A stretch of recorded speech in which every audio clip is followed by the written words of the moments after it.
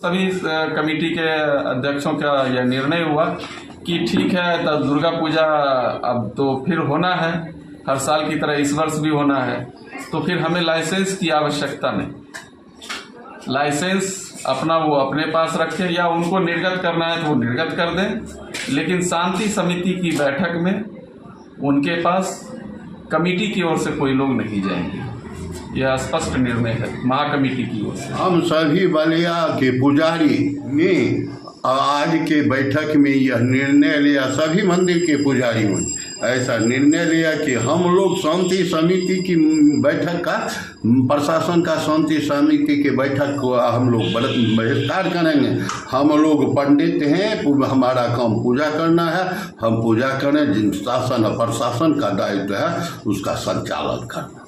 आज जो बलिया पुरानी दुर्गा स्थान पूजा समिति की जब बैठक किया गया है दुर्गा पूजा के संदर्भ में महाकमेटी का, क्या क्या बैठक में निर्णय लिया गया है? बैठक में सबसे पहले ये इस बात का प्रस्ताव रखा गया जो अगले साल प्रशासन का हम लोगों को असहयोग मिला और ऊपर से प्रशासन अपना दादागिरी प्रभुत्व जो हम पावर में ही अपना हिटलर शाही दिखाया, जो हम लोगों को मुताला किया।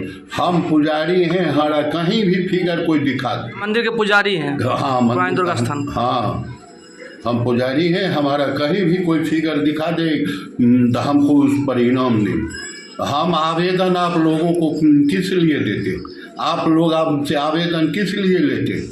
अब उस आवेदन के आधार पर कौन दोषी है इसका फैसला कीजिए। हम पुजारी दोषी हैं या प्रशासन शासन? क्या मांग करना चाहते हैं इस विषय में? मांग यही करना चाहते हैं जो पहले सबसे पहले जो हम लोगों के साथ खिलवाड़ किया गया है, इज्जत के साथ हमारे ऊपर जो कलंक लग गया, चरित्र हनन हुआ, ये मरने के बाद भी हमसे छूट पाएगा? ये छूट नहीं पाएगा। प्रशासन ऐसा जो अपना दादागिरी किए हैं। हम भी भगवती से प्रार्थना करेंगे निशा बलि के रात्रि में, ये माता भगवती हम आपके चरण की सेवा में लगे हुए हैं और शासन प्रशासन ने हम लोगों के साथ ऐसा दुर्व्यवहार किया है, इसलिए माता इसका निर्णय अब आपको करना। और हमारा विश्वास है, हमारी भगवती पर इतना श्रद्धा है, विश्वास है, ये 3 बरस के अंदर जितने भी इसमें दादागिरी अपना अपना दिखाए हैं सबको सजा मिलेगी, ये कट नहीं सकती है। सजा मिलेगा। रानी जो बनी थी ना, उनको तो हम कहाँ मिलाएंगे इसका कहना मुश्किल है। निरर्थक हमको 2 डंडा दे दी थी, हम इसमें छोड़ेंगे हम भी किसी को नहीं। सभी बलिया पुजारी ने आज के बैठक में यह निर्णय लिया, सभी मंदिर के पुजारियों ने ऐसा निर्णय लिया कि हम लोग शांति समिति की बैठक का, प्रशासन का शांति समिति के बैठक को हम लोग बहिष्कार करेंगे। हम लोग पंडित हैं, हमारा काम पूजा करना है, हम पूजा करें, जिन शासन और प्रशासन का दायित्व है उसका संचालन करना।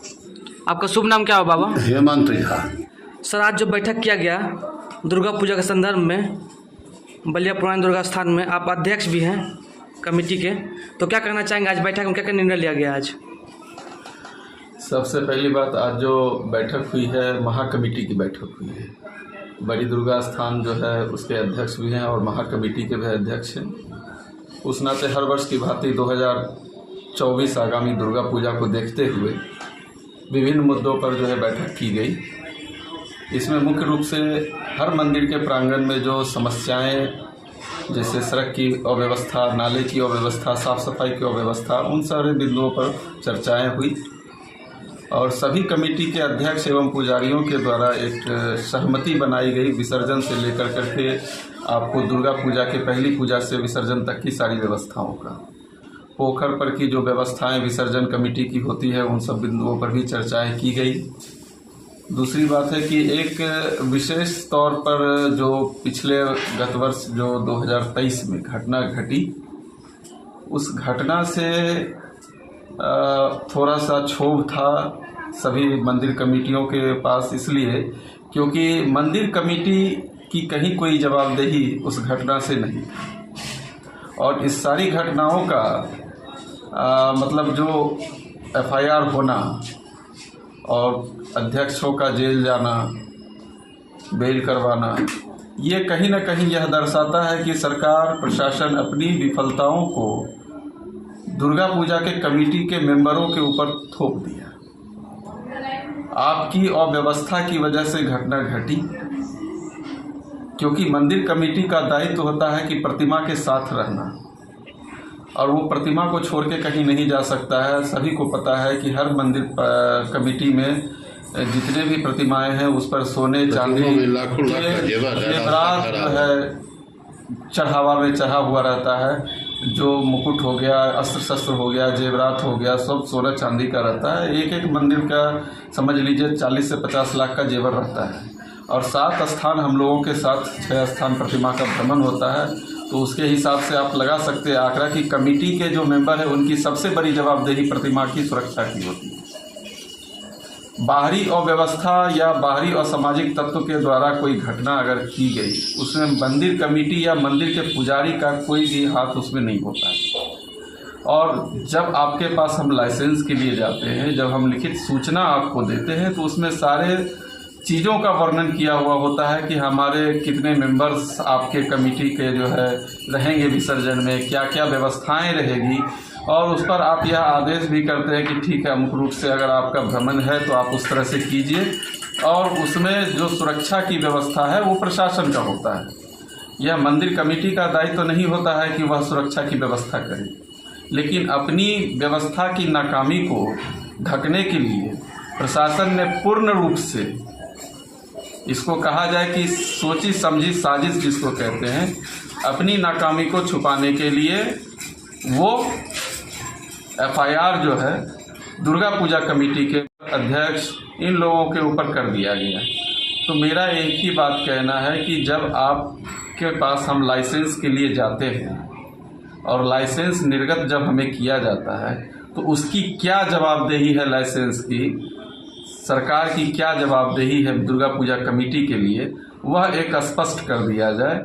और अगर लाइसेंस लेने के बाद भी दुर्गा पूजा कमेटी के ऊपर एफआईआर होता है या लाइसेंस धारी के ऊपर एफआईआर होता है, तो फिर हमको आपके लाइसेंस की आवश्यकता क्या? हम आपके लाइसेंस के नियम और शर्त को अगर तोड़ते हैं तो एफआईआर के हम जिम्मेवार हैं।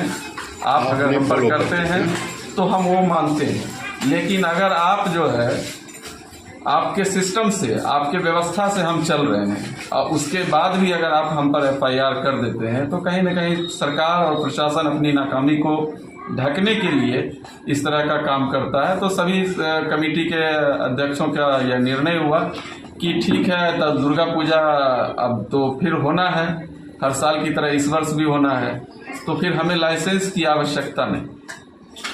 लाइसेंस अपना वो अपने पास रखें, या उनको निर्गत करना है तो वो निर्गत कर दें, लेकिन शांति समिति की बैठक में उनके पास कमेटी की ओर से कोई लोग नहीं जाएंगे। स्पष्ट निर्णय है महाकमेटी की ओर से।